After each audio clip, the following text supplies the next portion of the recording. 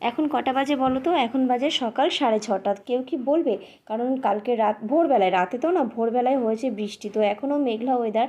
তো সকালবেলায় কিছুটা বৃষ্টি হয়েছে, তারপরে একটু মেঘলাটা কেটেছে, মানে আকাশটা একটু রাগটা কমেছে। তো এইদিকে দেখো, এই এই আমাদের এই ডাইনিংয়ের জানলাটা দিয়েও কাকিদের ছাদটা তোমাদের দেখানোর চেষ্টা করলাম। তো লাউ গাছগুলো দেখতে খুবই সুন্দর লাগছিল। তো আকাশটা এখন মোটামুটি একটু পরিষ্কার হয়ে গেছে। আর এদিকে সকাল সকাল আমার চা হয়ে গেছে, চা করে নিয়েছি। আর এদিকে অশ্মি সকালে ঘুম থেকে উঠে ওই জানলাটার উপর পড়তে বসেছে, কারণ ওখানে একটু ঠান্ডা ঠান্ডা হাওয়া আসে, আর তার জন্য। আর এদিকে ওকে চাও দিয়ে দিয়েছে। আর এদিকে আমার দুষ্টু মহারানী উঠে পড়েছে, দেখো এখন, এই দেখো এই দেখো এই দেখো কী করছিল। এক্ষুনি চায়ের উপর গরম চা দিয়েছি, তার উপর বসে পড়তো। তো এই একটা বড় সড়ো বিপদ গেল, চাটা যদি মানে গরম চায়ের উপরে পড়তো তাহলে কী অবস্থা হতো বলো তো আজকে। আর ওকে আমি না বারবার বলছি, বাবা তোমার জামাটা ঠিক করো, জামাটা ঠিক করে, দেখো কেমন ঘাড়গুলো কেমন করছে। তো সবসময় ওর চোখে মুখে শয়তানি বদমাইশি লেগেই আছে। তো যাই হোক, চা খাওয়া দাওয়ার পর চলে এলাম রান্নাঘরে। তো রান্না করতে হবে না, তারপর তো ওদের খেতে দিতে হবে। তো এখানে কড়াইতে আমি কচু ভাজা করছিলাম, আর এখানে একটু ডিমের কারি করব, আর পটল একটা ভাজা টাজা যা কিছু করে নেব। তো যাই হোক, এদিকে আমার দেখো কচু ভাজা হয়ে গেছে, আর এদিকে হয়ে গেছে ডিমের কারিটা। আর পটল ভাজাটা না করিনি, রেখে দিয়েছি, ভালো লাগছিল না। আর তোমাদের দাদাকে অনেক জোরাজুরি করে তারপর ঘর থেকে বাইরে আনিয়েছি, যে ওঠো ওঠো ওঠো, তোমার মাথার চুলগুলো খুব নষ্ট হয়ে গেছে, একটু আঁচড়ে জ্বর ধরে গেছে, আর 3-4 দিন শুয়ে আছে, মনটা ভীষণ খারাপ, ব্যবসাটা সেরকম ভালো হচ্ছে না, ভীষণ চিন্তায় পড়ে গেছে বরটা। আর চিন্তা থেকেই ওর শ্বাসকষ্টটা একটু শুরু হয়েছে, যেহেতু হার্টের প্রবলেম, হার্ট ব্লক হয়ে গেছিলো। তো এই নিয়েও একটু চিন্তায় ও তো আছে, তার সঙ্গে সঙ্গে ওকে দেখে আমরাও চিন্তায় আছি। তো বরটা আমার খুবই চিন্তায়, মানে কি বলবো, মানে খুবই কষ্ট লাগছিলো ওর কথা মনে পড়ে, ভালো লাগছিলো না। যে ঘরের ও যদি খারাপ থাকে তাহলে কি ভালো লাগে বলো। তো যাই হোক, আর এই চুলগুলোর জন্য না বেশি রাগ, হয়তো কবে থেকেই ভাবছি চুল কাটবো চুল কাটবো, তো সেটা আর হয়ে উঠছিল না। তা ভাবলাম আজকে শরীরটা খারাপ আছে, আর বেশি আমাকে বকতেও পারবে না, এই সুযোগে আমি চুলটা আজকে কেটেই দেবো।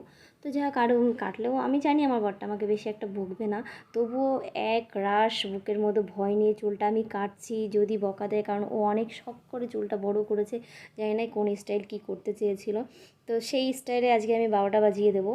তো এদিকে আরও এসে পড়েছে, বলছে মা আমি কাটবো, বলছি না বাবা তুমি পারবে না, আমাকে দাও, আমি কেটে দিচ্ছি, কেটে তোমার হাতে চুলটা আমি ধরিয়ে দেবো।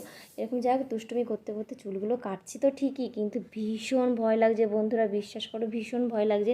তো চুলটা কেটে আরোর হাতে দিয়ে দিয়েছে, আরও তো ভীষণ খুশি। আরও দেখো হাসছে কেমন মুচকি মুচকি, আর বাচ্চাদের মুখের হাসি দেখলেই কান্না হাসি পায় বলো। তো এই দেখো অশ্মি আবার চুলটা নিয়ে ওর মাথায় দিয়ে দিল, বলছে বোন দেখ তোর মাথায় কত বড় বড় চুল হয়ে গেছে। তো এই নিয়ে আমরা একটু হাসাহাসি করলাম। আর পেছন দিকটা একটু বড় বড় ছিল, তো সেগুলো ভাবলাম একটু, যতটা আমি তো আর মানে কাটতে পারি না, পার্লারে তো শিখি না, নাপিত না, তো যতটা যেরকম পেরেছিলাম একটু কেটে দিয়েছিলাম। আর এদিকে ওরা এতটাই বদমাইশি শুরু করে দিয়েছে, ওর ঘুমটাও না ভেঙে গেছে।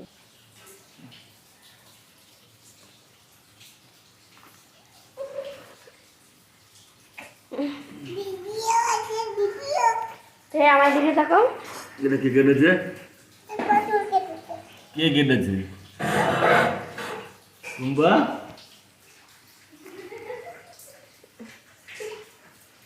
এটা কি করলে এটা? তো যাই হোক, বরটা কিন্তু রাগ হয়নি, দেখেছো হাসি হাসি মুখটাই আছে। আসলে আমার বরটা আমাকে ভীষণ ভালোবাসে, ও আমাকে একদমই বকে না, বেশি একটা বকাধরা করে না। তো যাই হোক, আমি একটুখানি আদর করে নিলাম, যে চুলটা কেটেছি রাগ হতে পারে, কিন্তু সত্যিই রাগ হয়ে গেছে। তো এই চুলটা দেখো, এইভাবে চুলটা থাকলে মুখটা কত সুন্দর লাগে দেখতে। তো আমি বলছিলাম যে চুলগুলো একটু সমান করে কেটে আসো, আমি তো অতটা ভালো করে কাটতে পারি না, আমি জাস্ট বড় চুলটা নামিয়ে দিয়েছি। ও বলছে না কিছুতেই আমি এই চুল রাখবো না, আমি একদমই চুল, যখন আমার শখের চুলটা তুমি কেটেই দিয়েছো, তো আমি চুলটা আমি রাখবোই না, ছোটো ছোটো ছোটো ছোটো করে ফেলবো।